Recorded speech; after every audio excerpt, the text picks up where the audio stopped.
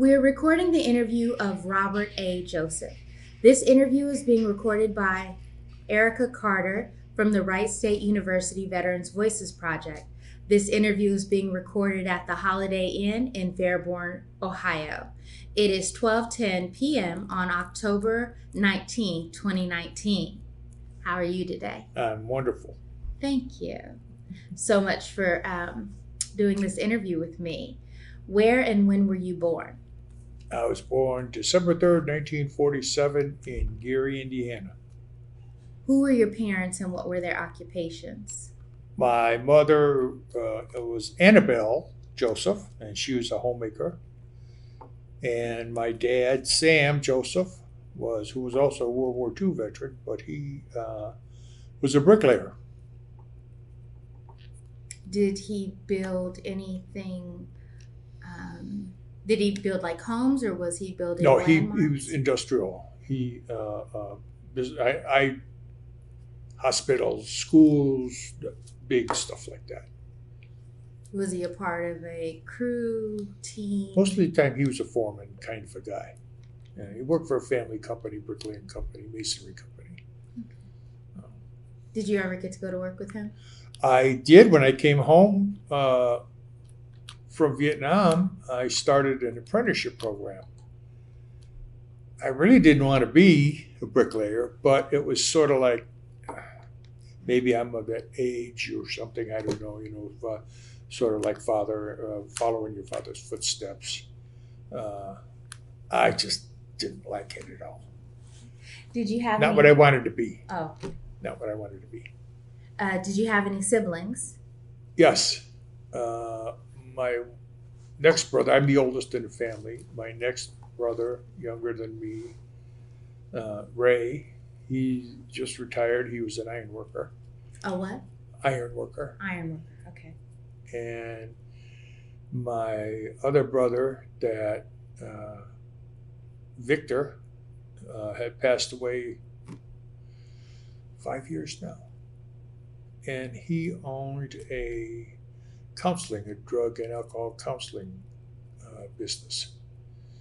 And then my sister Barbara was a homemaker, and she worked at a local grocery store, cashier at a grocery store. So 3 siblings, 2 brothers, and 1 sister. 1 sister, yeah. Okay. And so you were the only person to join the military? Yeah. And you were in Vietnam, so can I ask if you were drafted? No, I enlisted. You enlisted? Yeah. Into which branch? Army. Army. Okay. Can you tell me what you were doing before you joined the military? High school. Sort of right out of high school, they offered a program back then, was you enlist, and 180 days later, that's when you went in. Not immediately you enlist and go. So after high school was out, me and 4 other guys went and enlisted together on the thing that, oh yeah, you guys can stay together, your whole time. Yeah, right. We were dumb. And we just laid around the beach. We live right there on the end of Lake Michigan.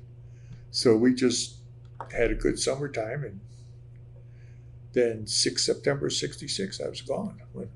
That was the day I left Chicago.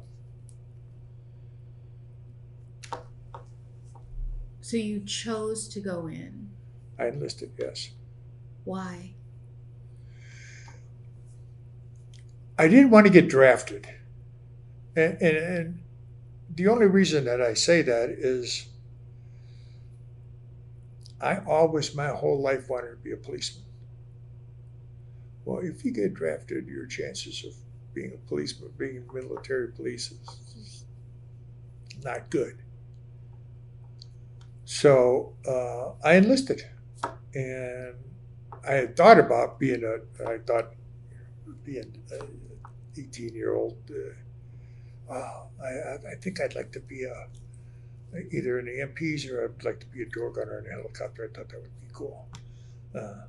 Then realizing at MP in basic training, the DIs explained the life expectancy of a door gunner. So I said, no, I think I'll be a cop. And my primary thing that I put down was for MPs. But I just didn't want to get drafted I wanted to get something out of the Army. You know, there's not much of a call for a machine gunner on the outside. There's not much of a call for, some of the other jobs that you would end up with. I don't mean to be, the pick of the litter you don't get if you're a draftee. How's that sound? That's true. That's true. So you put some forethought into this. Little bit, yeah. Yes. Did your parents help you think any of this through? Or? No. They both thought I was a knucklehead for doing that. A knucklehead? Yeah. Yes. That's a big term with me. I don't know why, but I always thought that was. I think it was a big term then, right? Yeah, well, yeah, my dad was not happy because he'd gone through not bad World War II, but he had been in during World War II. And what's wrong with you? Why didn't you come and talk to me? As I did it on my own. Were you 18 then? Or I'm sorry? Were you 18 when you signed up? Yeah. You were a senior and legal and didn't need permission? Yeah, didn't need it. There was a war going on, this and that. John Wayne, how did I feel it was my duty to go? I really did. I mean, I don't know how many other people that say, you got to go do what you got to go do. It's a war, it's their country, go. The media hadn't spun it as negative yet. Or was it being spun as negative yet? Not so much. Not yet. Not in 66. Right, because it was horrible. Yeah, later. Yeah. Right. Yeah. Okay. Did your dad ever tell you stories about World War II? No. So you wouldn't have known necessarily. Horror, gore, blood and guts, no. So you said, well, it's your fault. No. I'm just kidding. No, but a strange thing on that is I had to have surgery before I went to Vietnam.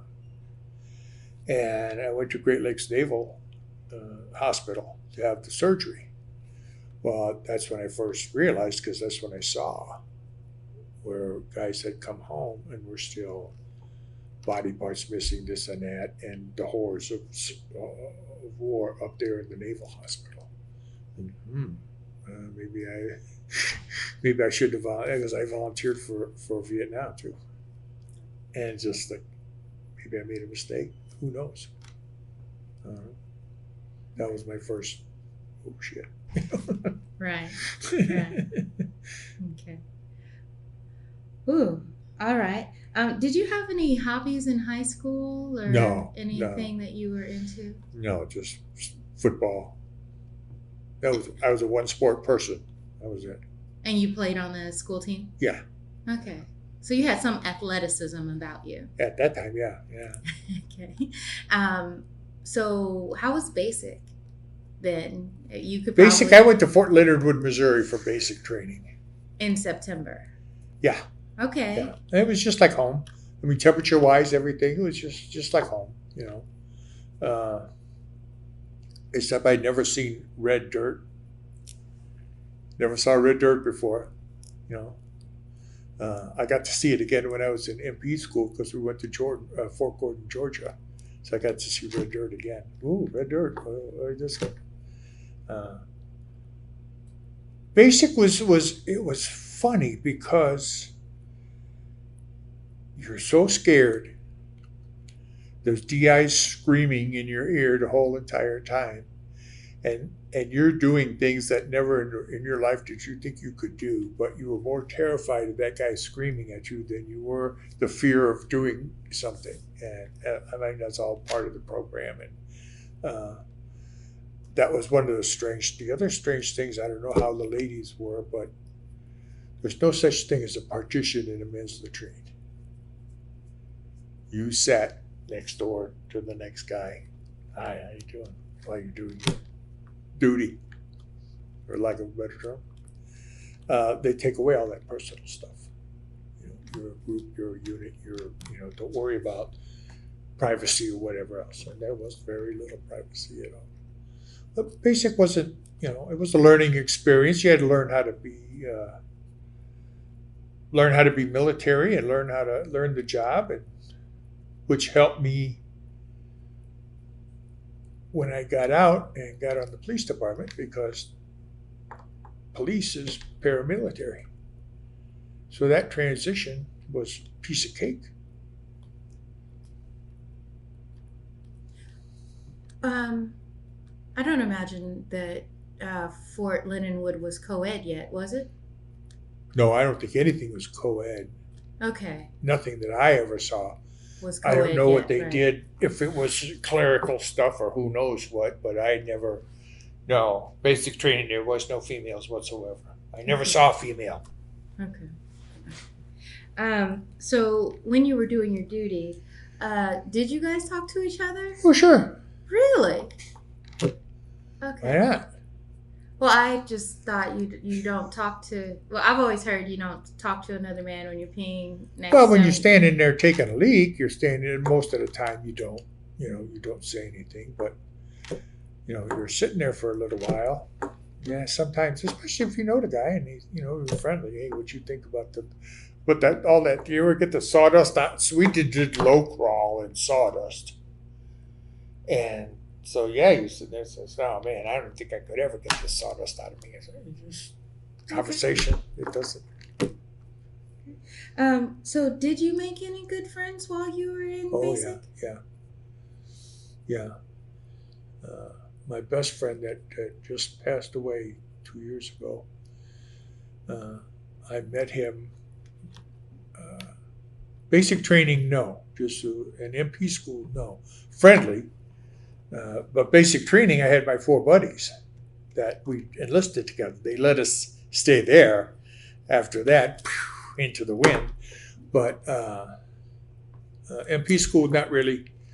But then when I got to Korea, I met a guy that turned out for years and years and years to be friends, and I helped him get his disability going.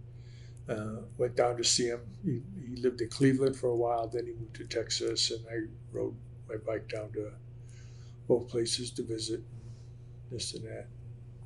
We were on the phone constantly, and he got sick and passed away. I'm sorry to hear that, but I am happy to hear you made a He was a lifelong good guy. friend. He was a very good guy. Yeah. And I keep in touch with his son. Oh, Yeah, his son. Yeah. okay. Do you remember any specific stories about any drill instructors, about any I can't think of the name of them, any those towers that you had to climb, or I can't think of the name of them right now. I don't remember doing that stuff at Leonard Wood. I remember to this day, my drill instructors was Staff Sergeant Yankee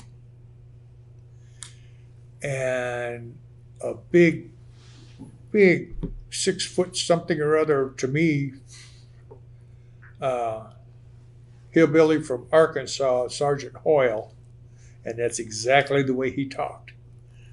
Hall, Arkansas, he had that twang, and I never forget those two. No, but they were straight guys. They were, they weren't really do what you can do. And Hoyle was better because some things I just I had trouble with, but I never gave up. And Hoyle liked that. And he'd yell and scream and holler, but then he'd catch you after sort of the day's end. He said, keep trying, you'll get it, keep trying. So a little bit of encouragement, while you're failing. I don't want to say failing, but you're trying, but you're, no. But I'll never forget those two in basic training. MP school was too much variation in MP school. Didn't have that closeness. Or the drill instructors, because we didn't have drill instructors then. It was just a couple of guys that were acting corporals that were in charge of your squads would take you from point A to point B classroom or whatever else. So you didn't develop that. I didn't in MP school. No. I think it's like a requirement that you have like one scary drill sergeant that's 6 foot something. Yeah. Like it's just a requirement that everyone have at least one. Or if like if you don't get the 6 foot scary one, you have the tiny female drill sergeant that just looks at you and oh man, it was like when I got off the bus, right? No, when they got off the bus because we were already like lined up and waiting for them. When they got off the bus, it was like these tiny women with the the drill hats, and theirs comes up on one side, and then the males have the big round browns, and we had one, and it was Drill Sergeant McKinley, and he was the largest black man I'd ever seen in my entire life. Like he made the Hulk look tiny. He was so scary. And then there were these other little itty bitty women that just seemed like they could throw a bus at you. Like they just seemed so tiny, and you know what I'm saying? They made Mighty Mouse scene. I don't know. And I was just like, please don't let me get a woman. Please don't let me get a woman. Please don't let me get a woman. Please don't let me get a woman. So I got Drill Sergeant McKinley. So I felt like God was listening, but I still got like Hulk's dad. I don't know. Like it was. Yeah. I can understand. Like 100%. Okay. So you got through MP school. How long was that? It was only 8 weeks. 8 weeks. What did you feel you learned that was most significant to your police training later? Or was it on the job training that? On the job training in police going through the police academy is going through basic training again. Okay. It was easier because we'd already had the military, knew the game, knew how to play the game. The veterans hung together. And so we knew, we had this one, for lack of a better term, a drill instructor, and he was death on if you had a pen in your pocket or a pencil in your pocket sticking out. He would walk by and then try and snatch it out of there. That could be used as a weapon instead. So every time we'd see him coming, we'd push the pencil out a little bit so he'd see it. And then we'd wait, and one of the other guys would give you the wink and the nod, and then you just take it, oh yeah, in your pocket, yeah, just to mess with him, because he was a knucklehead. You know, he was one of those 3-year, 4-year state trooper guys that married somebody's daughter, and they put him in the police academy because he probably couldn't hack it on the street. Who knows? But you know how sometimes those people rise to the top like cream. Who knows? Uh-huh. I had a comment. I'll keep it to myself. But the one thing about basic that I did, I learned how to drive there. I never knew how to drive. So I had a buddy of mine, drove in high school. My dad was, no, you want a car? Go get a job. Buy your own damn car. So my buddy had a car, so I never drove until I got into MP school. And then they took us out in Jeeps and said, okay, who's never driven? Who doesn't know how to drive? I raised my hand, they taught me how to drive. So that's one thing that, to this day, I attribute the military for teaching me how to drive. That's pretty lovely. Yeah. One of the scary things was they give you a 2-hour class on directing traffic. And then they take you out on an intersection and say, yeah, I direct traffic. Yeah, so that's a little bit. Then you got to remember, because you got to salute the cars, even if whoever's in it doesn't matter. You salute the car because of their sticker on the car. Officers always had a different color than enlisted, so anytime you saw that, let's say blue, that's an officer's car. You better salute it, and you got to snap your arms. In real life, no, it doesn't work that way. You ever seen a cop standing on the corner? No, it doesn't work that way in real life. But that was the military way of doing things. After MP school, did you go to any other schools, any specialized training? No, straight to Korea. Okay. I missed the 1967 snowstorm. And you're young, but in 1967, they had one hellacious snowstorm. And where? Here. Okay. In the Midwest. Okay. The whole Midwest got wiped out, like 8 feet of snow, something like that. Of course, I was in Augusta, Georgia, but it snowed like 4 or 5 inches down there. and they were like paralyzed. They didn't know how to act. And you thought it was funny. We laughed. The North, yeah, everybody from the North, we all laughed. Thought it was, like, what's wrong with you people, but the '67 snowstorm was just like, I just had graduated, and gee, I'd like to, maybe get a pass or something, go home before I go. I knew I was going to Korea, but no orders or anything. And if they would have let me go home, then I would have got caught with the snowstorm and had to kick because everything was closed. O'Hare, International, everything closed. Couldn't go down, cars couldn't drive. Done. You had to dig out over your head, snow. So I missed that.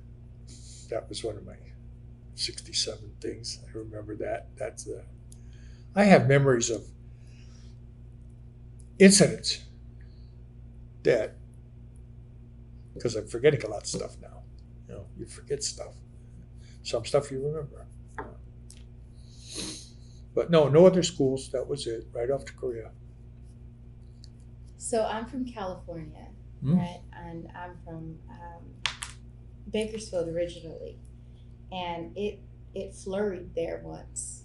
And it didn't quite accumulate to an inch of snow. However, you couldn't be caught driving that day without getting a ticket and getting arrested. Because people didn't know how to drive. We did not. No. We had no idea what we were doing. So, it might have accumulated to 1 inch, maybe 2, because, some kids were able to make snowmen.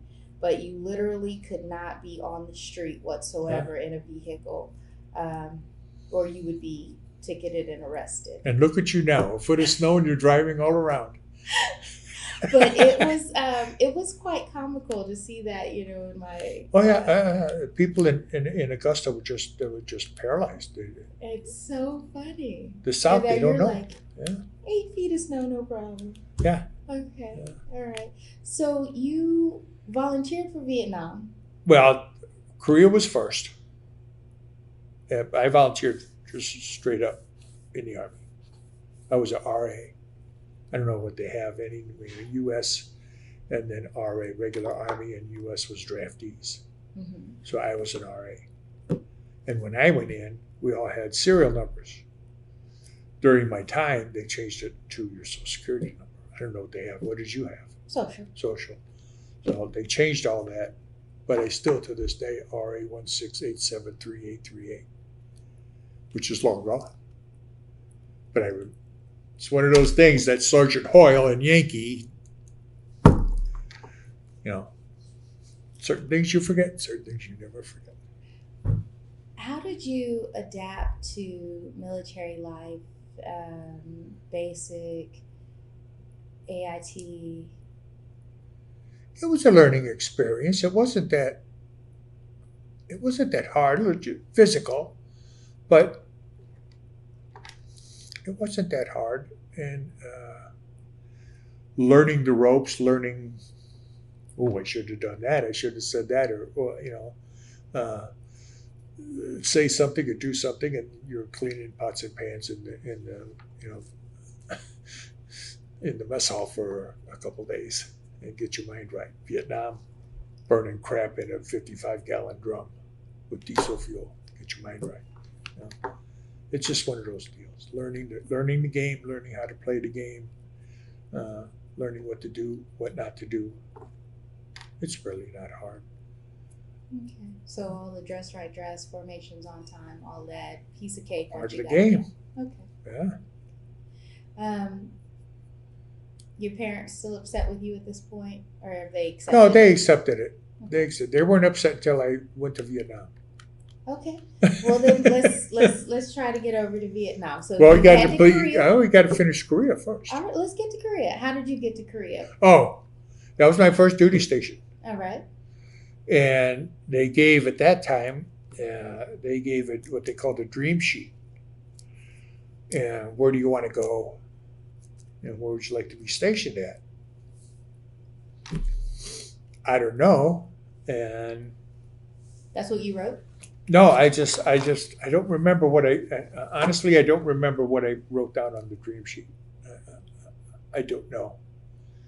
But anyway, I ended up where they said, okay, you're going to Korea. Whether you put down to where they need you is, you know. But I went to, they sent me to Korea.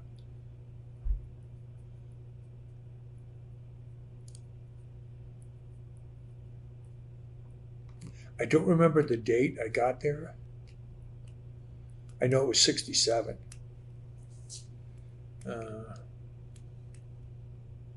Expecting something more than what, you get to the transit company and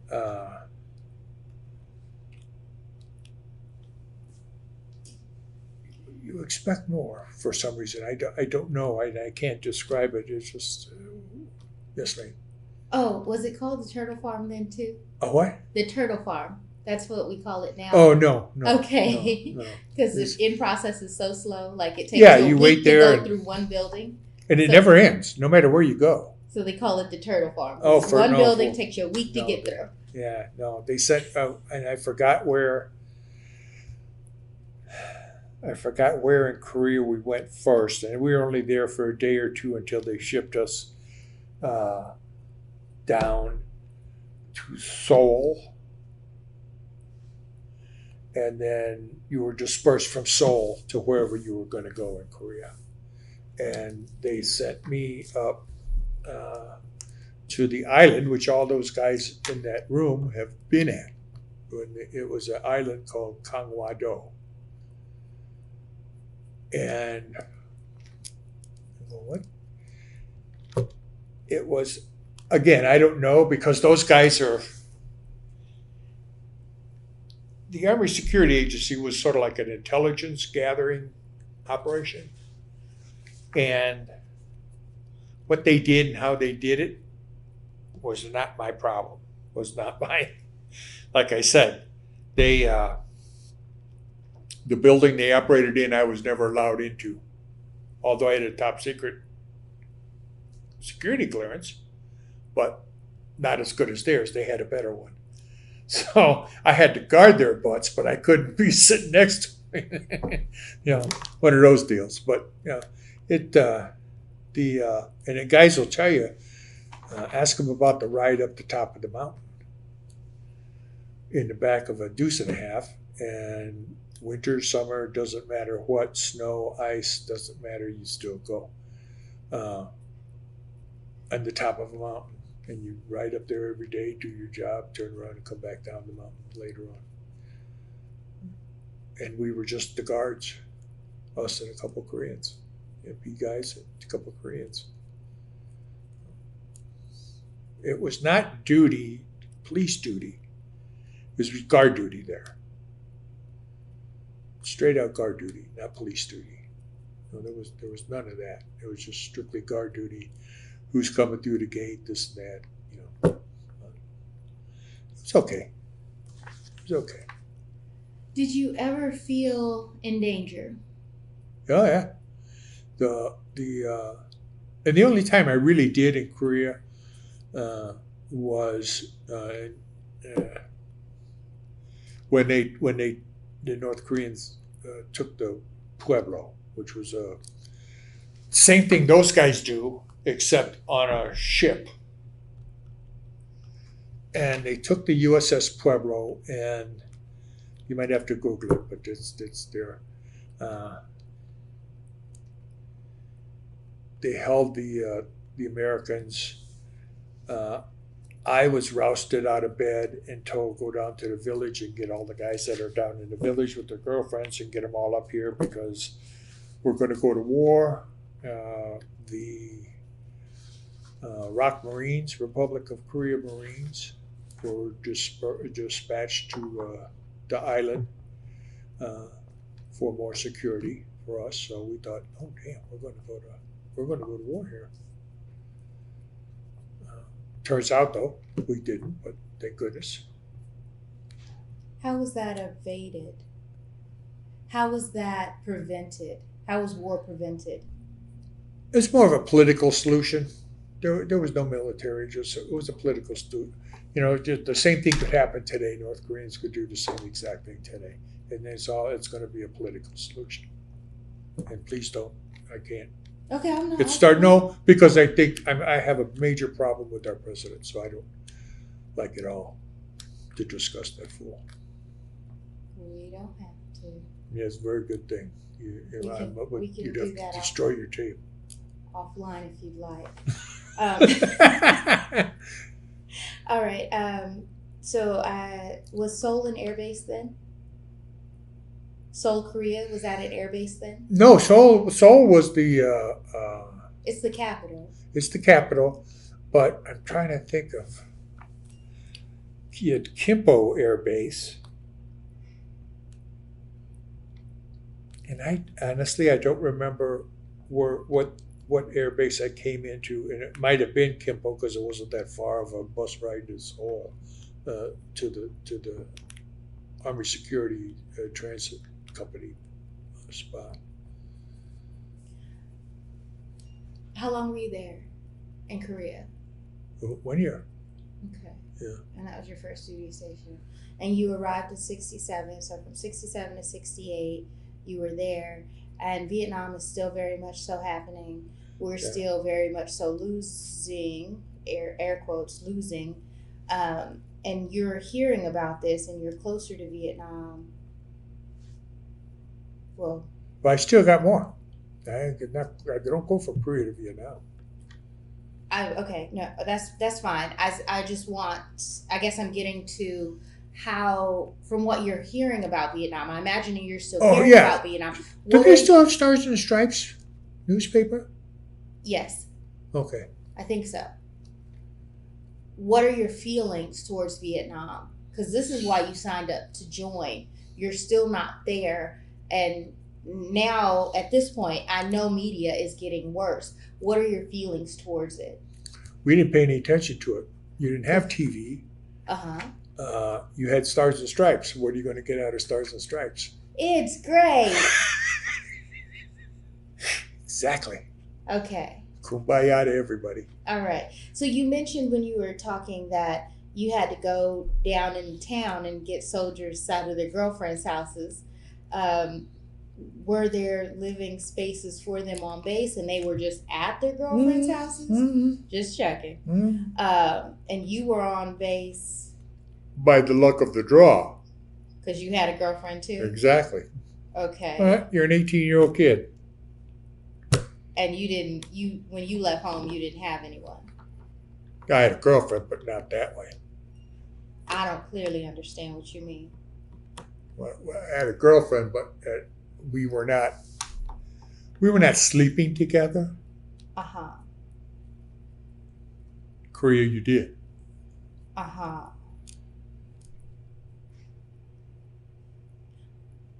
You're looking for a polite way to ask a question. Did you reimburse the young ladies? No. No, that wasn't it? Okay. No, that wasn't it. I was wondering, at some point, did you break up with the young lady at home or did she break up with you? I don't even remember. I think she might have broke up with me because I'd been gone for a year. Okay. I mean, there was no. Okay, she so was this a girlfriend. like I guess I'm wondering, is this lady your current wife? No, God no. Okay. No. That was what I was trying to. No. Okay. I mean, I understand promiscuity 100%, and it is very difficult to be away from your loved ones and in. Well, there was a lot of guys. Now, don't get me wrong. situations. There was a lot of guys that never went down to the village. A lot of guys never went down to the village, and they just had other interests, and they had other. Some of these guys had at that time. Now it seems silly, but now it's the old reel-to-reel tape decks. Am I outdating? You know what I'm talking? Not at all. Huh? We just did a documentary series. Reel-to-reel About tape reel-to-reel. decks, and you tape music, and they had sound systems And They you had all that record the stuff. tapes and send them back and forth. everything. Yeah. Do you they have just any of had those? they put their money into sound system stuff, and other things, photography, that kind of stuff. Some people put it into ladies and beer. It's just all your preference. Yeah, pick your poison, enjoy your poison. That's it. Okay. All right. So you played guard duty for a year. Yeah. Almost went to war. Yeah. And then your time's up. Yeah. And they send you back down to Seoul. Okay. And maybe it was Young Dong Po. Anyway, you're in the suburb of Seoul, whatever. And you're waiting for your transit orders. My transit orders came, and they took you to the airport. And I remember hearing, oh, what the hell's everybody all in a big hubbub about? But we got right on the plane. Flew from there to Seattle. Get into Seattle. It's like, it's not right. Is that where you were supposed to be headed when you got on the home, plane? Going home. Yeah. Okay, you made it. Korea to Seattle and then Seattle to Chicago. You get a Okay. flight Seattle to Chicago. And it's like, but there's like, what the hell's going on? So something's wrong, you know?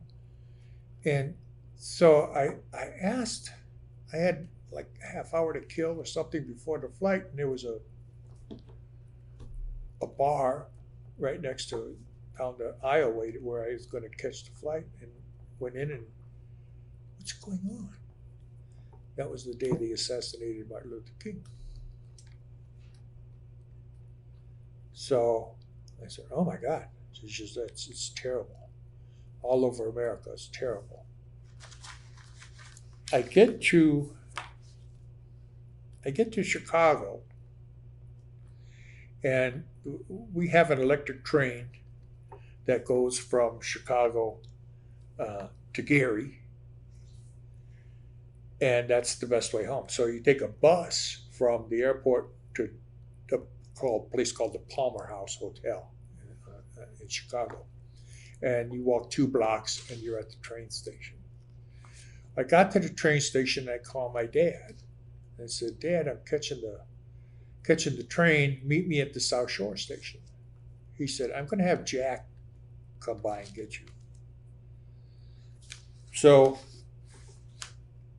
I didn't think anything of it.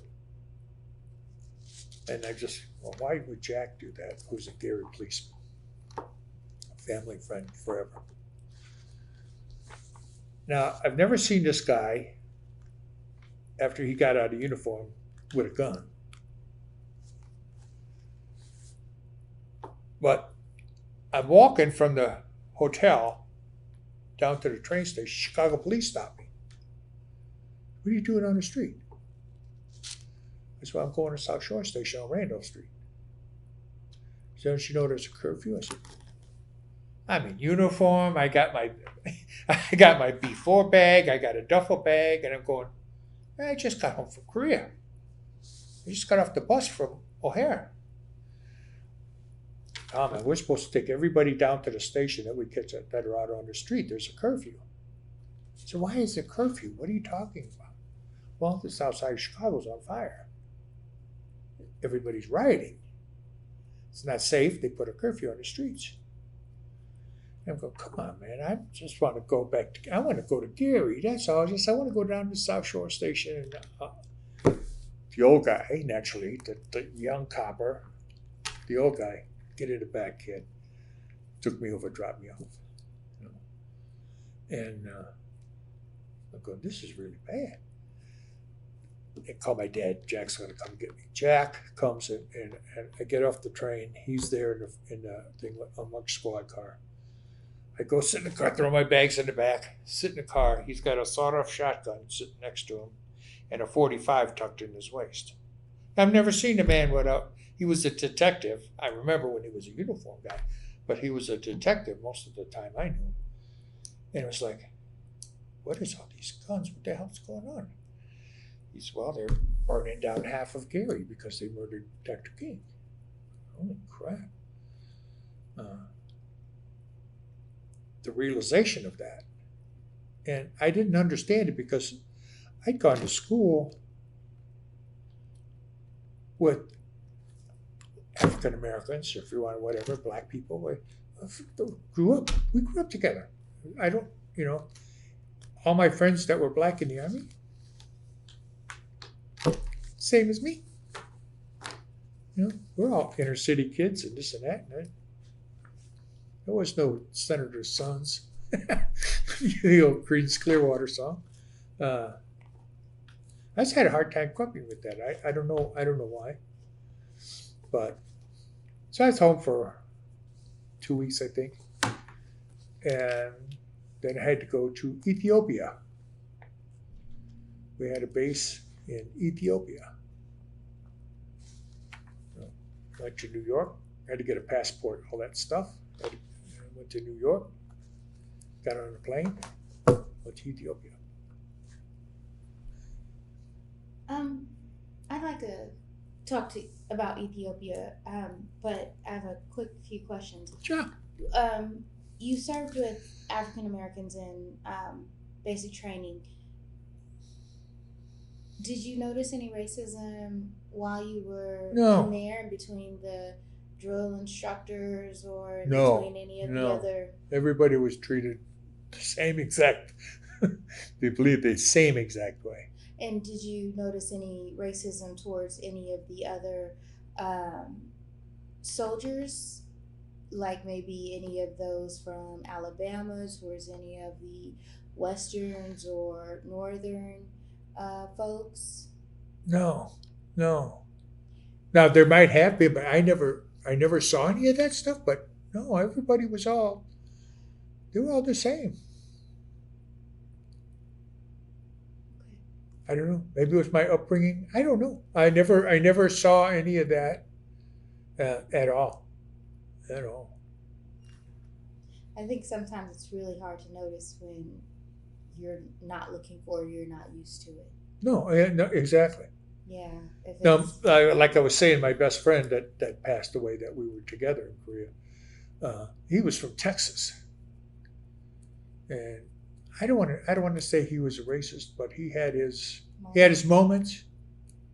He had his moments, and maybe to a certain extent, everybody has their moments.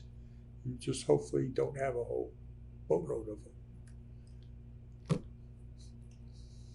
Okay. So you are assigned to Ethiopia, or you're passed? They had a base there. What did this base do, or what was it for? Same thing. Them guys, they're spying, for lack of a better term, and they're spying. All right. They had, I forget the movie, but those big, round, huge dish antennas that are all, turned. And I forgot the movie that they were. They had 3 or 4 of them, and I think, because again, not being privy to any information, because I'm an MP thug, and not a, brain trust. Common sense would tell you they were doing Middle East, maybe into Europe, and intercepting and then sending it back to Washington, whatever mystery they did. And we guarded them. And we were the police there. That was the base. We were the police, which was pretty good. Except when we went to downtown. So my buddy from Texas that was in Korea, we both got sent there. So you got me and him. So put me 100 pounds lighter than I am today, and him about the same thing. We're both about 6 foot. He was a little bigger. In the back of a Volkswagen Bug, Ethiopian police car, going on road patrol with 2 Ethiopian cops. And you got the helmet liner, and you got all that stuff in it. But it was great duty. But it was the 18-month tour, and I just didn't want to do 18 months. So I did about 8 maybe, and so I just can't do this. I had a motorcycle. I I just don't want to do this. And oh, I forgot. Very interesting thing. You might have to Google this one too. Okay. A bodyguard, Emperor Haile Selassie. He was the Emperor of Ethiopia. And little short dude, little short guy. And we were like, me and my Texas buddy. So we're standing there, and he's he's like comes up to here on us, and so you got these two thugs here, and it's this little guy. But in his day, Haile Selassie was the lion. He was the lion. Now that base and everything is a whole different country. It's called Eritrea. Now they had a revolution, and they were communist and this and that, and so that's what that base and that whole area turned into. It was conquered. Well, all of Ethiopia was conquered by Italy during World War II, and there was still a big Italian conclave there. A lot of Italians. Most of the business owners were Italians. But it was good duty. You could have your wife there if you wanted.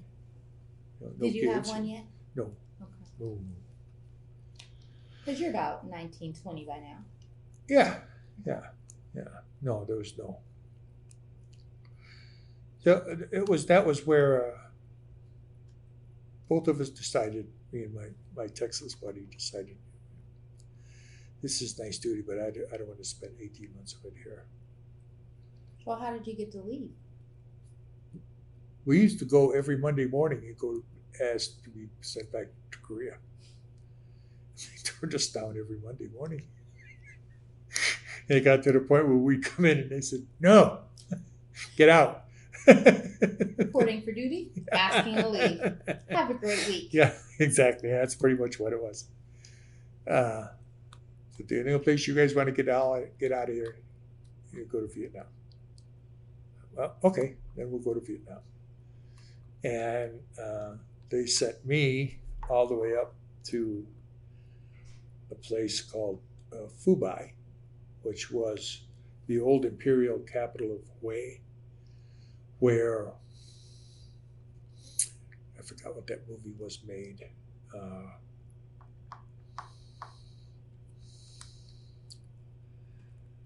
Anyway, that was the old imperial, the very fierce battle up there. I missed all that, so I didn't get there until '69. But I was in Hue, and my buddy was all the way down in the Delta. It was down south of Saigon, so they couldn't have put us closer, That was very interesting. But it's strange how things happen. Is not once when I was on duty did I ever fire at anybody, shoot at anybody. Again, now we were back to guard duty. But the compound and around the compound was minefields. Unless you could get through the minefield and then get over the 8-10 foot barbed wire fence, you come through the front gate. Other than that, it's just one way in, one way out. And we had the operations center, which is the knuckleheads that I can't go and say hi to inside the building. And I'm the guy that restricts whether you can come and go because you had to show me a badge. And you had the front gate. That was it. That was our jobs. Do you ever make friends with any of the knuckleheads? A couple guys, yeah. One guy was from a town over from me that he saw in somewhere I had something Indiana. He said, "We're in Indiana." And I told him, Gary. He said, "Oh, I'm from East Chicago." Oh, well, so we got and a couple other guys that were in the MP company. One guy turned out he was from Terre Haute, Indiana, and later on in life he was the chief of police for the sheriff's department that has Terre Haute. I forgot the name of it.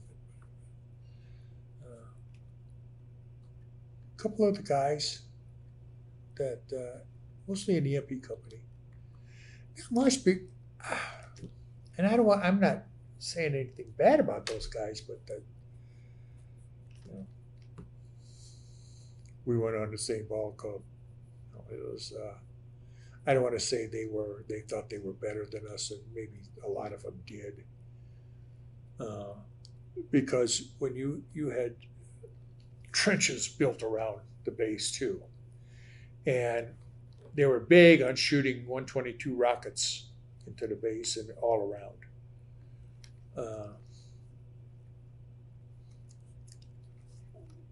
We had assigned duties to go to when there was an attack.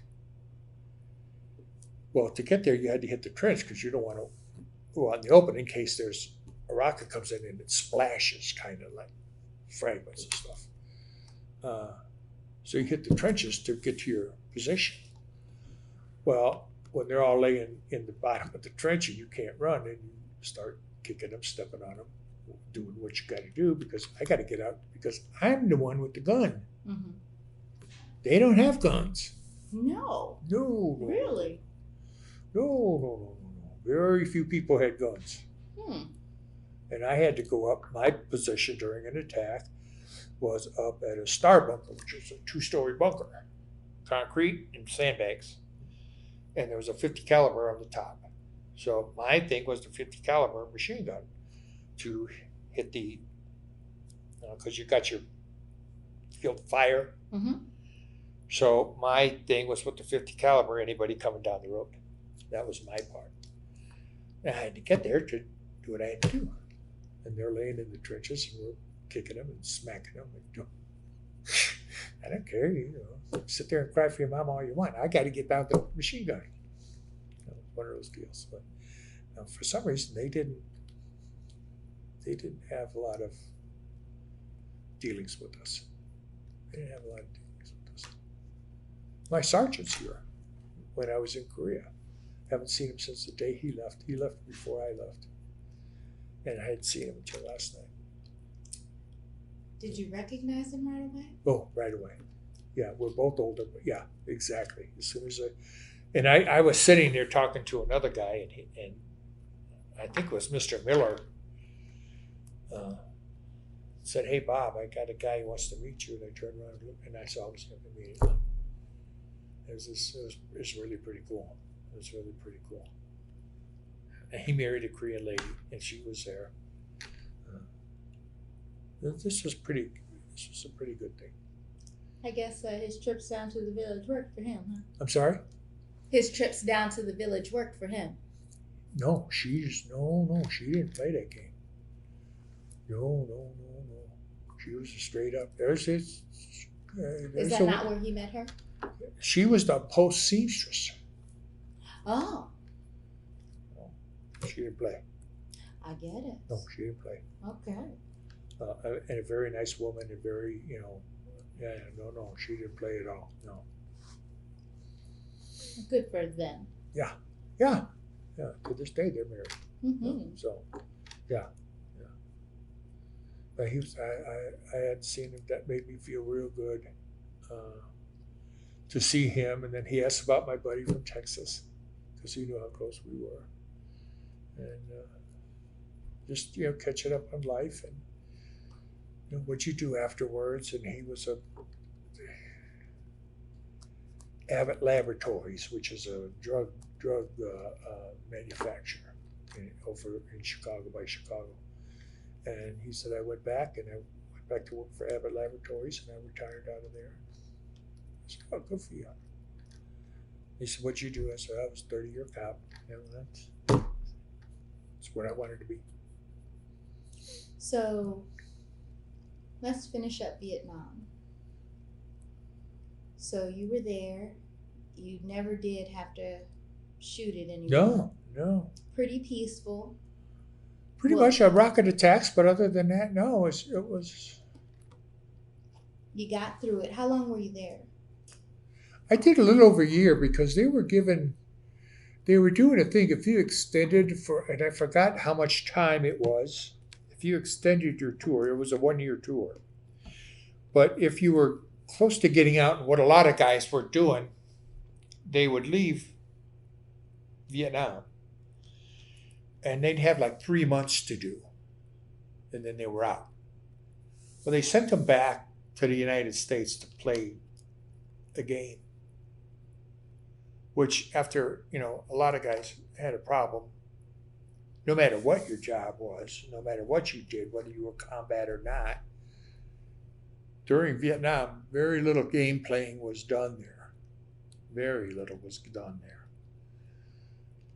And I think they found out that it was harder for these guys to adapt to come back for 3 months of bullshit. Strack and starch fatigues and shine boots and this and that. They were having trouble adapting to that lifestyle after wearing off the leather of your shoes, of your boots. And unless you were good with the needle and thread, you rip your pants, they were ripped. Too bad. There was no such thing as starch. So they offered a deal where if you extended, I don't know if it was 3 months or I don't remember. When you got out, you got out. You were gone. And then you just had inactive reserve. You were on inactive reserve, but you didn't go to meetings, none of that stuff. So I thought, oh, hell yeah. I'll stay here for an extra 3 months, whatever it was, 4 months, 6 months, I don't remember. And I stayed there in the last 2 months I was there. I did strictly perimeter guard duty. Then you want to go to the base, then you did 12-hour shift. You went out and spent the night, come back, you were done. That's all you did. That's okay, I could do that. And you got the combat pay. Well, everybody got combat pay. Right, versus coming home, no extra pay, and you got to shine your boots, right? Yeah, see, I ain't doing that. Yeah, no. I think the Army for a change had something there that somebody was smart enough. Why are we dealing with these guys that, they would take people, I swear to God, they would take people out of combat and bring you in to the holding company. A day later, you're on a flight back to the world. And the third day, you're sitting at home with your mother eating dinner.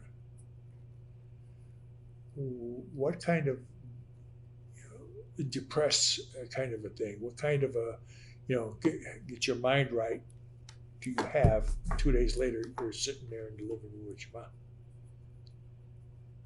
Well, the same thing was, they'd bring them out of combat, take them and assign them right to a base somewhere in America. Well, now you got this guy that, depending on your experience. So you got some guy that's alert, and you send him to wherever. Here, 2 days later, he doesn't even know what America's about.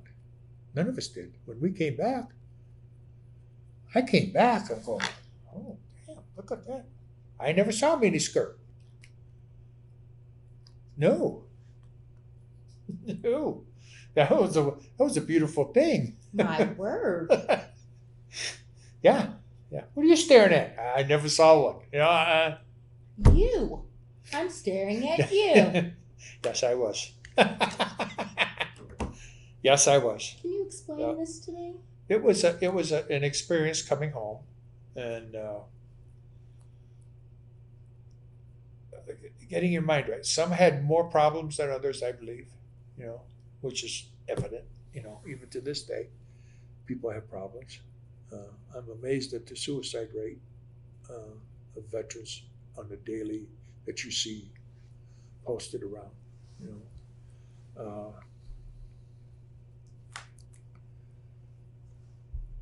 But the whole military experience, I think, was wonderful for me. man up, learn how to be a man. Some people it does, some people it doesn't. Just depends. How do you think you were received? Not how do you think, how were you received by your family and community when you did get home? Oh, they were happy. Yeah, they were happy I was home. My mom told me she was scared the whole time I was, especially in Vietnam. She wasn't scared the rest of the time because nothing was really going on. But the whole time I was in Vietnam, she was scared. And I think my dad too. So I'm glad you honored her. Did you communicate with them while you were there? Letters, yeah. Oh, yeah. Yeah. You just flew home, right? That's how you got back? Yeah, we came into California, and it's a blur. I don't know. I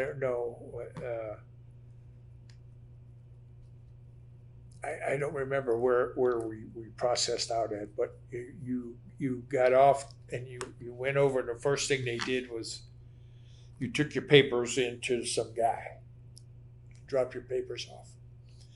Then they took you out to another building, and on your way to the building, there's everybody in nice brand new greens, jungle fatigues, and here you are all faded out, nasty. There's not a lick of black on your boot because it's all worn off and everything, and you're just ragtag bunch of idiots, But they take you over, and these guys are looking at you as you're walking over. Turns out to the mess hall. These guys are looking at you like, holy shit, is that what I'm going to be when I get back? Kind of a deal. I'm going to look like those guys. And then you go into the mess hall, and didn't matter what time of the day, night, whatever you want to steak, we'll make you steaks. Whatever you want to eat, you got it. Ice cream machine over there, this for that over there. Real eggs. An honest to God real egg? Oh, crap, man. That's certain things you never get, that you haven't had for a long, long time. To this day, I won't eat a powdered egg. To this day, I won't eat a powdered egg. I didn't think about it. I don't eat shit on a shingle.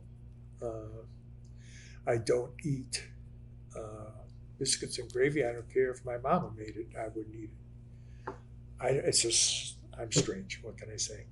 Can you explain what shit on a shingle is for our listeners? Oh, that's like they take the gravy from a biscuits and gravy, but there's no sausage. They take it's been debatable.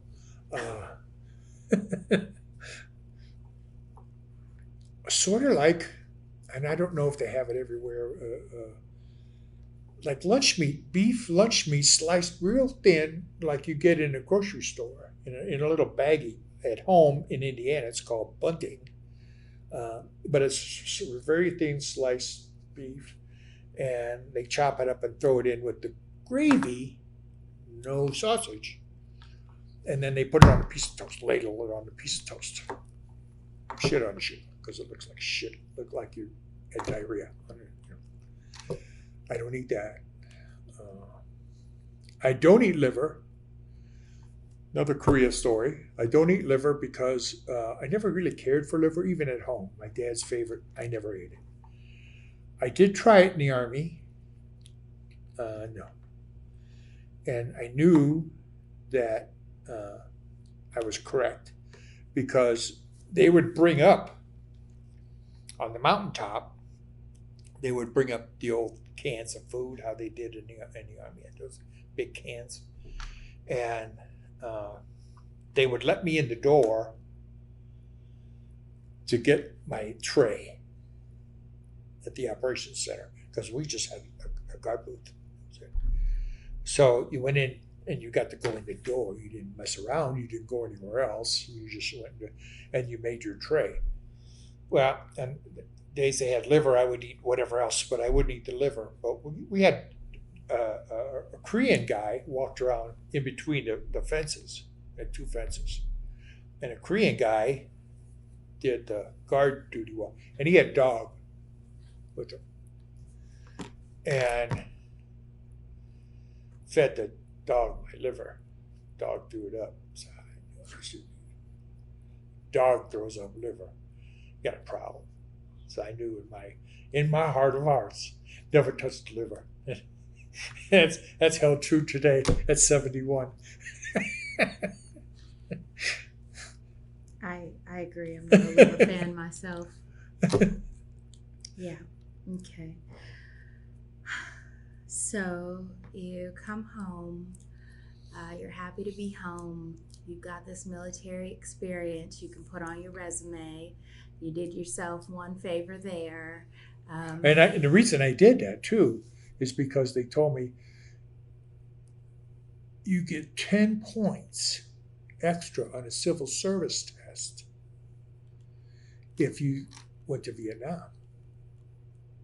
So I'm going, okay, I want to be a policeman, so I get 10 extra points.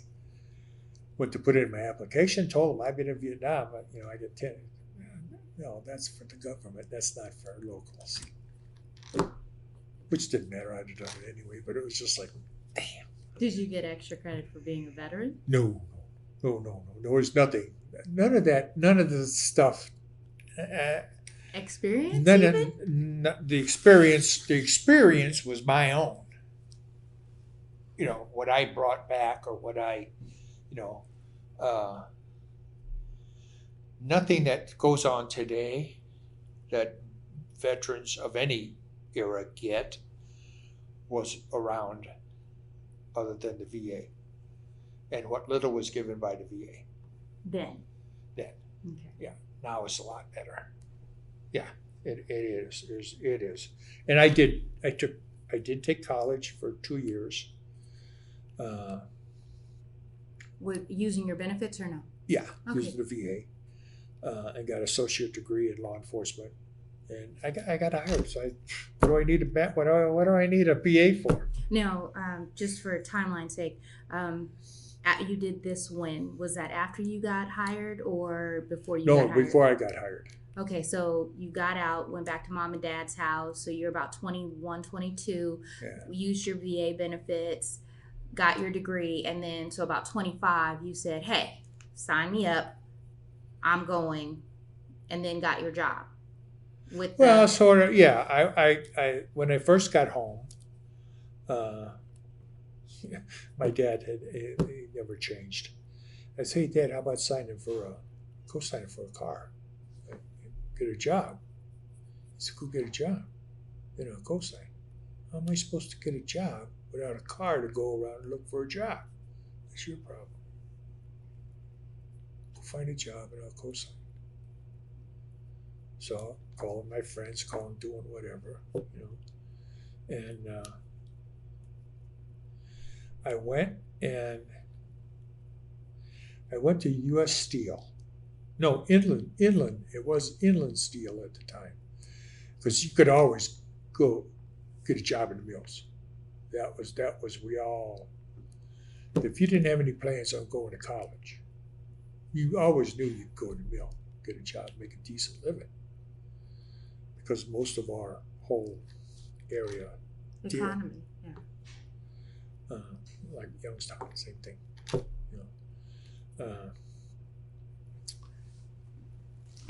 So I went to the mill, and it's just I couldn't do it.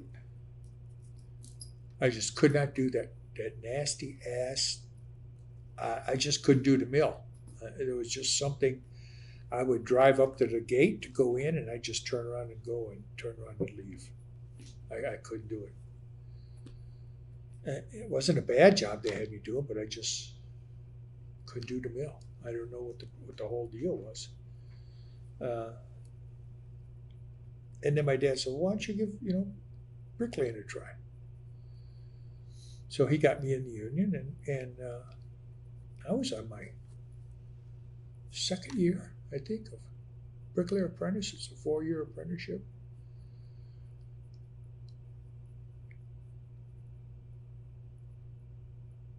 And I don't remember what happened was. I don't remember what the reason was.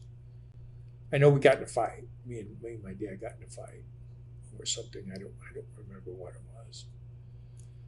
And I quit there. I quit doing that, moved in with a buddy of mine, and I got a job delivering ball bearings for a bearing company out of Chicago. And I would go, we had a local office, and I would go and drive around to all the mills and drop off ball bearings. And I'd go to Chicago, load up, come back and do the south side of Chicago, dropping off bearings and stuff, come back. And then I took the test during that time frame. I took the test for the sheriff's department. And they called me up, said, "You want to be a cop?" I said, "Sure. Come on down." That was it. 30 years later, retired.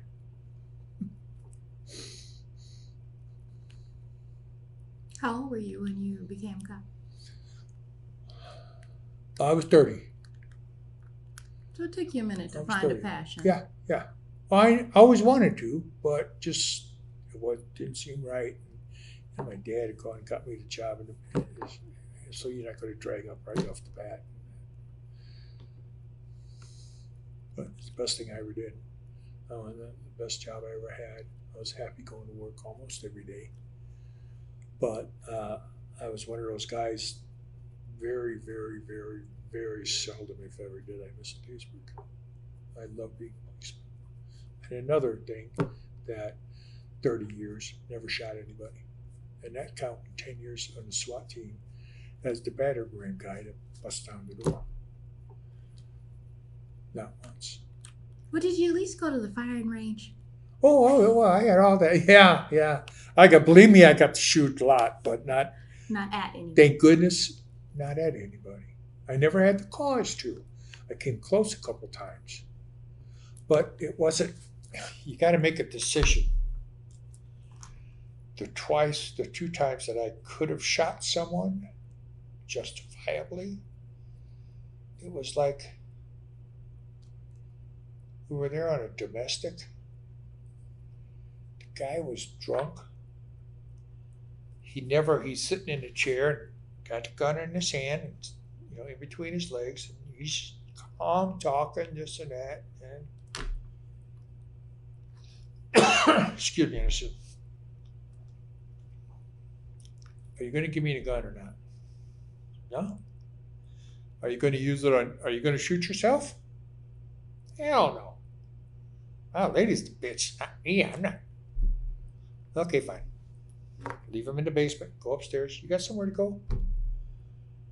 "Yeah, my mother's there." "Good. Pack up your shit and go to your mother's house for the night. Wait till he sobers up and then try it again tomorrow." There was no need. He never picked it up. If he'd have picked it up, it might have been a different story.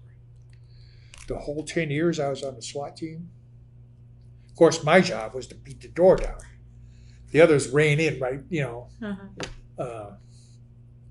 But a couple times when we were beating the door, twice actually, I'm beating down the door, and some doors are just like beautiful. You people are so stupid. You have no idea about front doors. They would take like a bedroom door, which was a hollow core door. And a hollow core door it is what it is. It's hollow, except for around the edges and around the lock. Other than that, it's hollow. You put that on the front door. Well, half the time you take that battering ram and smash it, and when you go through, there's a hole. And I ain't trying to pull the battering ram out. But a couple times they had good doors, and take more than one hit. And twice, while I was hitting the door, they were shooting through the way the front porch was, and there was a window on the side of it, and they were shooting through the window at us while we're beating the door down. Never hit me for some reason, and it happened twice. And afterwards, guys, did you hear? Did you hear? No, because I'm beating, and the Army helped me. Thank you. So, no, I didn't hear. I didn't hear any of that stuff. And then what my job was is after they disarmed everybody and everybody's cuffed or whatever, I was at the door and I was in charge of them from there, taking them outside, plopping them in the yard and waiting to do whatever we had to do. And the narcotics guys came in and whatever they had to do. We got back in the SWAT truck and left. Now, when you said you people, you meant criminals? Huh? When you said you people, you meant criminals? When they bring them out, those people? No. You said you people don't put good doors on. You meant criminals? Yeah. Okay. Yeah. All right. And then some are very good about it. Okay. And they would take burglar bar doors, store door with all the burglar with the iron stuff in them. Well, we brought a tow truck with us at that time. Now, one of our vehicles has a thing. Mm-hmm. And so what we would do is we take my partner. A winch. Would take he'd slack off, the tow truck driver would slack off, and he'd take it with the hook, with the J hook that when they tow cars. He'd take it, crash the window, hook it, give him the high sign, the guy drive off and rip the whole door out of the frame. Then I'd go and bust it down with the battering ram. And that worked wonderfully. Until the door popped off and got me in the arm and cut my arm. Nothing big, but That's I'll clear that, huh? I'll clear the area first. Okay. Are you a member of any veterans organizations? Disabled Veterans of America. Okay. That one. I never did the VFW or Legion. I got involved with the Fraternal Order of Police before I did them, and I was our local president for 6 terms with the Fraternal Order of Police. And then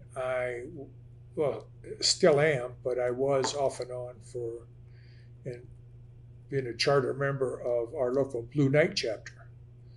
And Blue Knights is a international police motorcycle club. They don't like to use that word club because then it's like your Hells Angels motorcycle club, but they're all policemen. And it's worldwide. I just did other things. I don't know why I never got involved with I started doing a little Patriot Guard riding.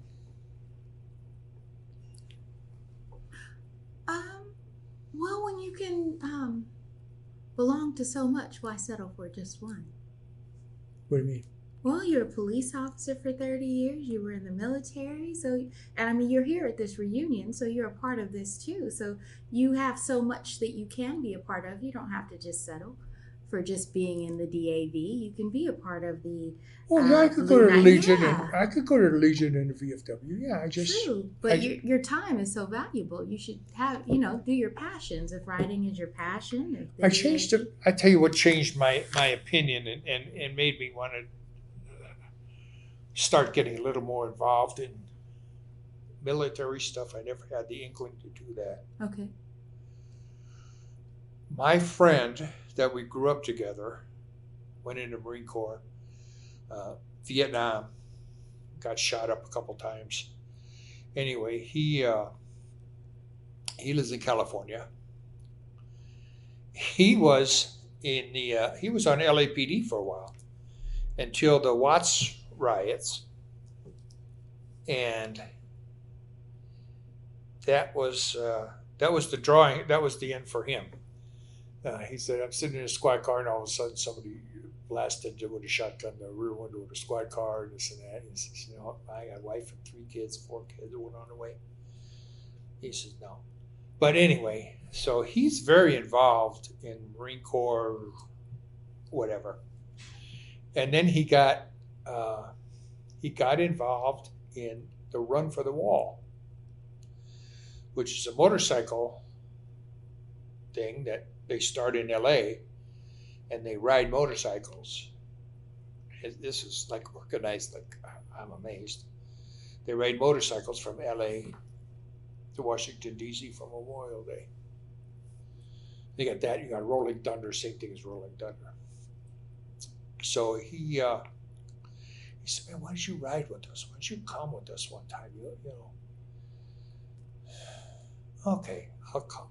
And he was in charge of the fuel crew. And they take over gas stations. It's all set up. you ride in platoons. It's interesting. It's very interesting. They assign you to a platoon, and I think there was like 6 platoons, and there's 3 different routes: northern, central, and southern route. So the central was the one I was in, and there was 6 platoons. And then you have the advance guard, who go advance of the whole pack to make sure everything's good and this and that. Then you have the next bunch is the fuel crew. And the fuel crew goes to the first gas station, and we pretty much take over the gas station. And some guys go to credit cards, so there's, still be guys there with signs, credit cards, you go to these gas pumps over here. The others get lined up at the others, and there's guys, you never get off your bike. They put your gas in. Say your gas is $8. Fills your tank at that time. Now, they charge 10. Well, the other 2 go for the cars, chase cars, that are hauling trailers. In case you break down, they put your bike on a trailer, take it to a dealer, this and that, and that what pays for their car gas. So everybody's cool with that. Well, what struck me about the whole thing, so that's what we're doing.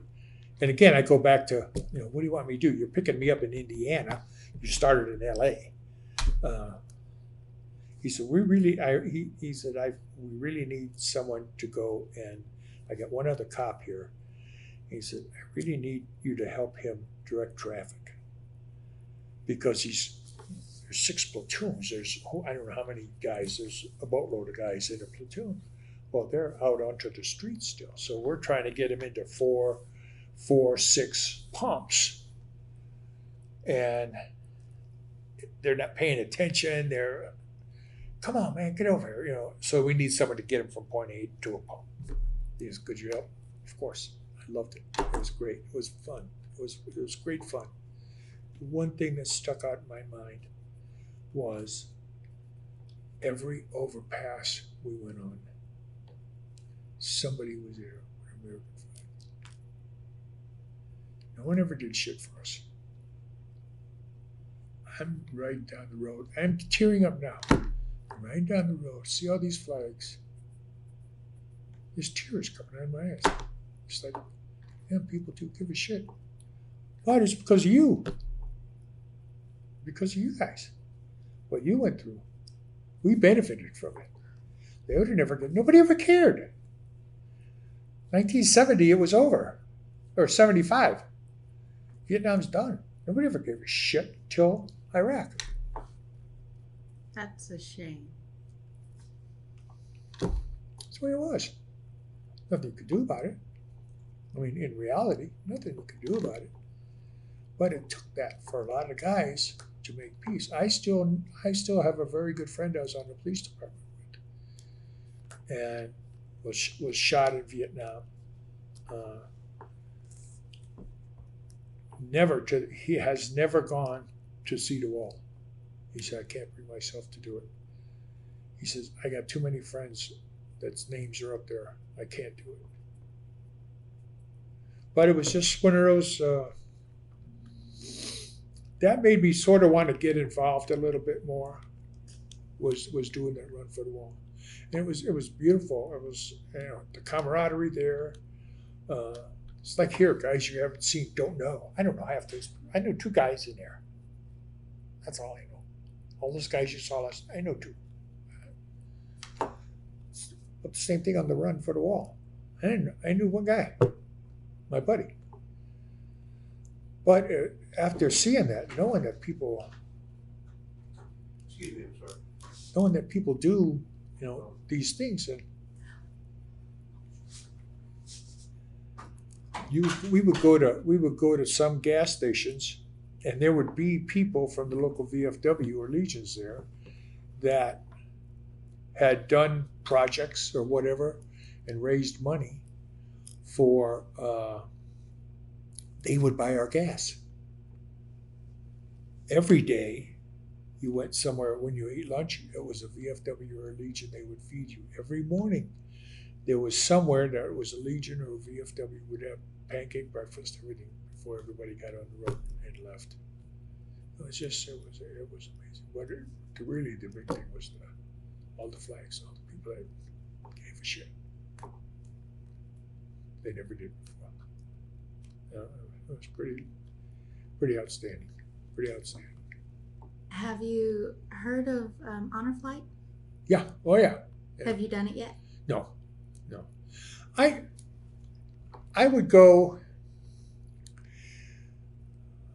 the last 8 years that I was on the police department. We went to Washington every year for law enforcement during police week. And we had a 57 Ford squad car that we had painted up to be Brown and Can County, thing with the old gumball machine on the top. And we would take it there, and during they have a parade, and you have all the bagpipe guys go, and the different bands. So you'd have a bagpipe. Say you had the New York bagpipe band from NYPD, and then behind that, if you had any New York squad cars, old, new, whatever, you lined up a couple of them. Then another bagpipe band or an honor guard would go, and then you threw in we always sent an honor guard in the car. So my buddy had the trailer. I was the FOP president. So we got to go. And the sheriff was a good friend. And you guys go take that. So we went all the time. But we always, and what was nice was the Capitol Police took all the old cars one day of the thing. We all met, all the old squad cars and stuff met, and the Capitol Police came by, and they escorted us to all the monuments so people could see all the squad cars, and we'd line them all up in front of wherever it was. The White House, the Marine Corps thing there, where they were doing the flag raising, and all the places, we all lined up the squad cars. People just came from all over to see the squad cars. And then we had to go to the wall. So every time we went to the wall, I'd go to the wall every year. And then when we'd go, we'd take the old squad car. When we were done with all that, we'd take the squad car and we'd go over to Arlington and go to Arlington every year. First year I walked. And I said, well, this is silly because I didn't know, you see the big things, and then I said, the next year I said, okay, we're going to take the tour, everything we missed and this and that. But I got to see Audie Murphy's grave and, Kennedy, you see all this stuff, but the other history that you don't get unless you go on the tour of all the different generals and the different military people that are there, that are buried there. But yeah, the first time I would suggest anybody, take the tour, learn what it's all about. Next time, go walk. If you want to be a walker, go be a walker. But, I was like, wow, cool. Audie Murphy is like a regular guy, which he was. Most highly decorated guy. Washington's pretty cool. It's a pain in the ass, but it's a pretty cool place to go. It is, yeah. And that was the first year. First time I went was the first year they opened up the Holocaust Museum. Wow. So I got to see that. That was interesting. I've had a pretty good life as far as but I think the military sort of helped me, give me the boost. The way I conducted myself was sort of more military-ish, I guess, whatever the term was. I brought that over into my police thing because I was, as I progressed up through the ranks and different jobs, it's just like moving up in a command situation. Same thing, paramilitary. It was the same thing. So I went and But it started out in the jail. We all did at that time. We didn't have correction officers. And so then after that, you go to patrol. Went to patrol, went to traffic. There's a crime prevention officer. Went to training for a little while. Didn't like training. It was like training was always, I don't know if you ever, training is for people that can't do whatever that old adage is, that they train because they can't do or something like that. I don't know. Those that can't teach. Yeah. So I said, no, I don't like this, but it was part of the thing they threw on me with being the crime prevention officer. And then I got a chance to go to the Detective Bureau and work general assignment, which is everything. Well, there was no real specialty. You worked every crime you did. Just narcotics was narcotics. Juvenile was juvenile. But any run-of-the-mill crime, you did it. Then I made detective sergeant. After that, they had me as deputy chief of police, or deputy chief of detectives. Then I was chief of detectives. And after that, I did sheriff said, why don't you come be my administrative assistant? And he had 2 years left of his term. I did that. He retired, I retired. That was it. That was gone. I feel like I'm in the presence of greatness. No. Last thing. No, I still my problem was, and still is to this date. Number one, I wear my heart on my sleeve. No. Number two, I don't lie. Uh-oh. Number three, I tell you to your face. Those sound like excellent qualities to me, sir. I have all of those same problems. And sometimes it is a problem. I wear them on my face, too. Not only on my sleeve, I wear them on my face. Yeah, sometimes it is a problem, especially the honesty part. Don't ask me. After I retired, and I worked for 5 years for circuit court judge, and as a chief bailiff in his court. And I told him when I hired, if you ask me a question, I will give you the truth. He knew me because I ran with his nephew. He knew me. Ran with, like I hung out with, spent time with? Yeah, he was a policeman too. Okay. His nephew was a policeman so too. he was your friend? Yeah, okay. Yeah, we were friends. Oh, yeah. Okay. Yeah. Just want to make sure I understand. Well, he was a married man, and he was. No. I just want to make sure I understand your slang. Yeah. No, he was a married guy, and he was, a great guy. Yeah. Okay. Great guy. Complete opposite of me. Uh-huh. When he got hired on, his dad was the chief of police. His uncle was the sheriff. His other uncle was the judge. His dad called me in, me and two other guys. I said, listen. His name was Miguel, the son, my friend. He said, Mig's a little timid. He doesn't know the world. He's been a little sheltered. You three are thugs. Take care of him. Watch out for him. Teach him what you can teach him. And we did. He's the nicest guy. Polite and opposite of the three of us. But he was that calming effect.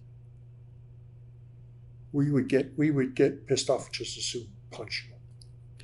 And he was the calming one. Hang on. And one of those things. To the point where he became a deacon in the church. Very well respected. Quite a few years younger than me, but I respected him just because of the person he was. And just like his father. His father was a thug, policeman. His dad was a thug. But he backed you 110%.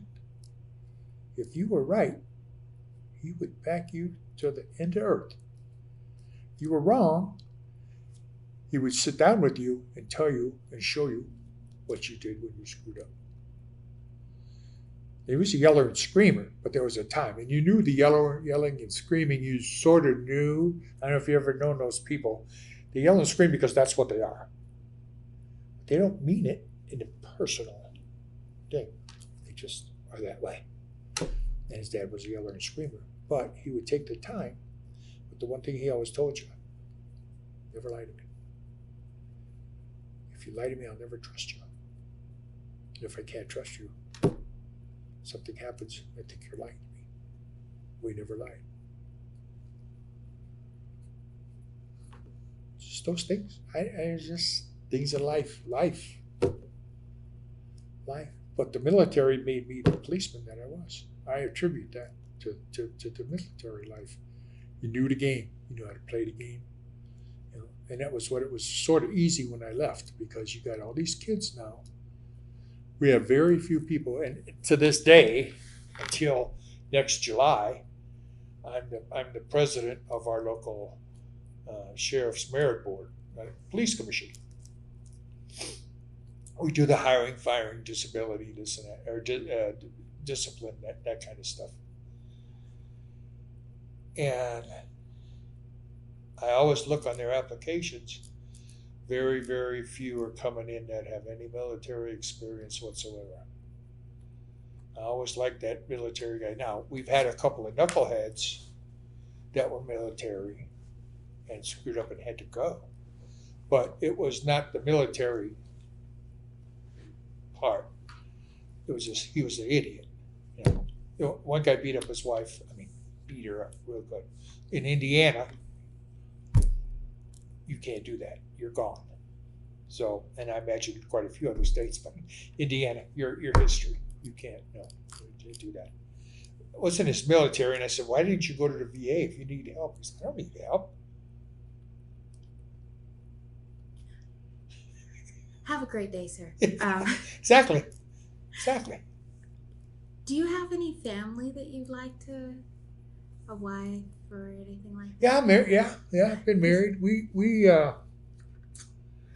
were still old school as far as in a sense where we lived together for, oh God. I got on the police department in 78. I met her 81. She owned an appliance store. Her family owned an appliance store. Like a Best Buy. Smaller, but like a Best Buy. And they'd been robbed a couple, 3 times in Gary. So I was working a part-time job at a bowling alley, and her brother was there. He said, how much do you guys charge? Told me the story. At that time, it was $10 an hour, which was good money for us at that time. So he said, yeah, give me some guys. So we went and started running security at their business. And his sister was the bookkeeper. She'd go to the 3 different stores they had and do the books and everything. This one thing led to another. And 38 years later. There you go. All right. And so we lived together until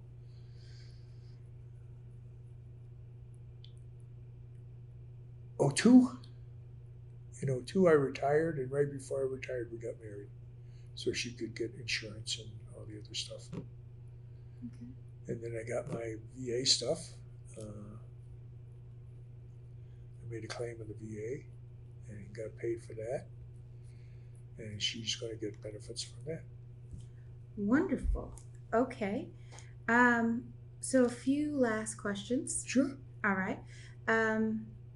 How has your military service impacted your feelings about war and the military in general? If at all.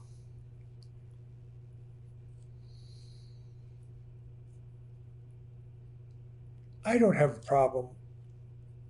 I don't have a problem with war. I don't have a problem. I understand a little bit, at least from my perspective, as far as Iraq, Afghanistan. Some, gotta do what you gotta do. Just like right now. Bullshit. Trump's an idiot. He just dumped on the Kurds, took a shit on the Kurds. main problem I have with him, I shouldn't even do this but it's just you screwed our allies. You've been doing nothing but screwing our allies. You gotta have friends. If you don't have friends, you got nothing. But, war is a bitch. It's a shame that we have to do it every once in a while. But to protect certain things, protect values, and it's got to be done. Now, they keep, I don't know, but they keep modernizing. The best thing I think could have happened was drones. I like the idea of drones because it keeps boots safer. Just like with me and the police, one of the best things they ever come up with was a taser. It's beautiful. No, you don't got to beat anybody. Or kill them. It takes a lot to kill them.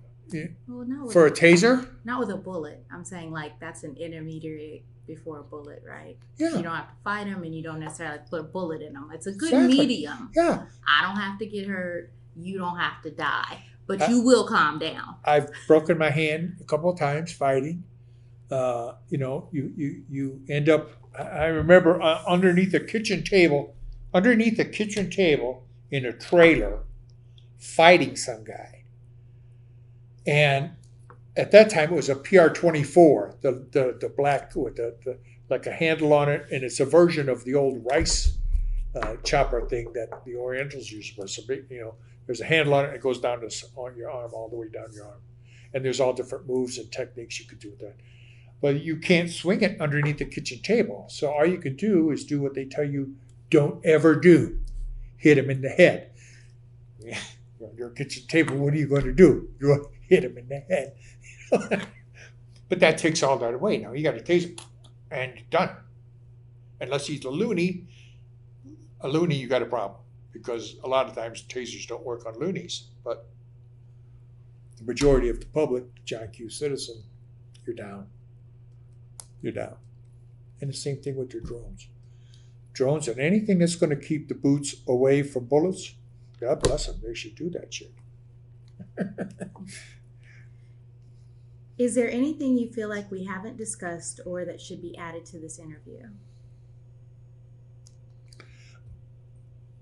Not really, but I just hope that with everything going on, what a concern to me is, and again, it's because I'm prejudiced against Trump, but I hope that the actions that this fool has taken does not stop people from serving in the military. The military actually is a good thing. And he screwed so many people, the people that, I don't have a problem with LGBTQ. Or I the don't rest care. of the letters? As long as that person next to me is doing their job and protecting my butt, and I'm protecting her, his, whatever it is, don't care. Do your job. God bless you. Kumbaya. Simple. It's simple. Why they don't want him in the service? I have no clue. Why? Yeah. Do I have a problem with the military, with the government paying for their sex change operations? Yeah. That's your own dime. But other than that, no. Why the people? They should be thanking some of these immigrant people that are coming in and joining the military to fast track their immigration to become citizens. Why not? What's wrong with that? Historically, for years, nobody ever did anything. People coming over here. My grandparents never did. My grandparents both came over on the boat, went to Ellis Island. Hi, how are you? Sign the thing, go in your merry way. That was how it was. Now all of a sudden, oh my God. And they were both from Iran. But at that point in time, nobody cared because Iran was nothing. Now you got some Mexican kid that comes over and wants to go and join the army so he can get fast track as far as a citizen. And Trump bitches about it. You should kiss that kid's ass for wanting to do that. For standing up enough, hey, I want to be a citizen. I'll go to the army for you. I'll fight. That's one of my main concerns with that people are going to shy away from the military. The military is a good educational tool for whatever it might be. My situation, personally, a growing situation, a growing up situation. And I knew after being in the MPs I knew I still wanted to be a policeman. I didn't want to change. I never changed my mind. I always wanted to be a policeman. That helped me make up my mind. Yeah. And where you had to need a pass to get off the base. Do you think I did? No. Why? Because my partner was the guy at the gate when I walked out.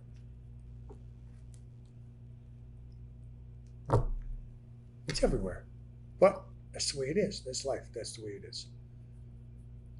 Okay. Last question. Yeah. It's a serious one. Okay. Although I think you may have answered it already. What message would you like to leave for future generations who will hear or see this interview? Oh, boy.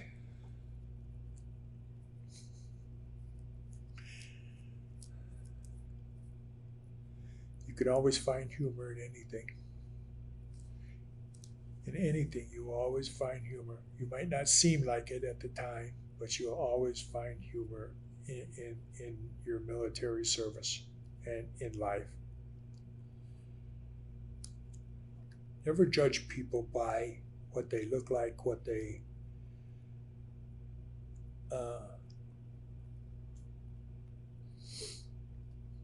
my dad told me something years ago, and especially when he found out I got into the MPs, and he says, try your hardest to treat people like you would want to be treated if the roles were reversed. I did that. Sometimes you can. Sometimes you can't. And that's true in civilian life also. Sometimes I would go into a situation and I would talk to people just like we've been talking here.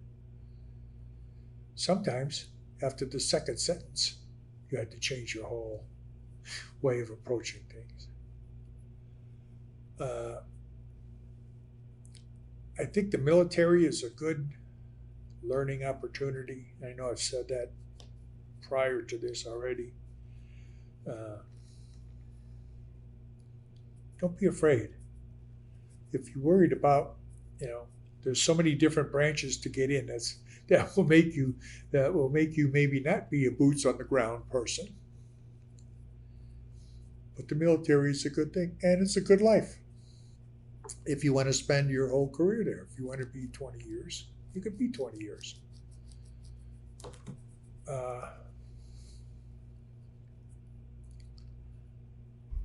You'll meet friends that you will remember your whole life. You will never forget them. You will miss them when they die. You'll think about them every day. You'll think about the good times you had with them every day. I don't know. See, you get me all. Yeah, I'm a goddamn 71-year-old policeman and ex-thug, and now you're bringing tears to my eyes because you're making me think all this stuff. But they're quality memories of quality people, of the wonderful life you've had. And no one can discount that. No, and I freely admit I've had a pretty good life. I do freely admit I've had a pretty good life. I mean, you spent your whole life with a gun in your pocket, never had to pull it out on anyone. I got a gun upstairs in my room now. Never go anywhere without one. See? And you shouldn't have to use it here either. No, but you never know in this world. I travel with it because I'm traveling, I'm driving. So I always have a gun. Okay. Well. But no, I think I don't know, I think we've covered it. I don't know, what do you think? we covered everything you I think that's sure important? do. See, you get things. Whoever would have ever thought that you would be bodyguard to an emperor? I got to be bodyguard to an emperor. Of course, half these people that are watching this has to Google who he was. You know, thought I was going to war when I was in a whole different country that wasn't at war. You know? Sort of lived through the horror of Dr. King being murdered. There's so many different things that you go through in your lifetime. And my wife gets mad at me because I watch CNN and MSNBC and this and that. And I try to explain to her my view. This is history being made here. However it's going to turn out, we don't know. But this is history that they're broadcasting on TV. Every day. Every day. And whether this guy makes it to election, I don't think he'll be elected.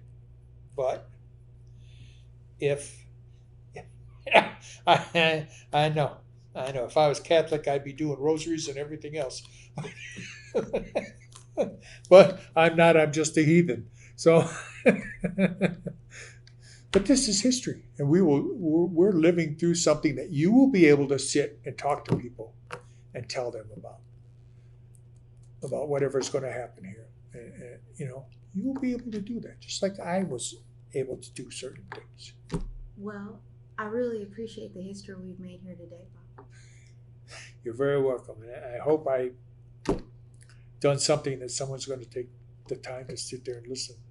You should have heard this guy that you never know. There might be someone out there that, Absolutely.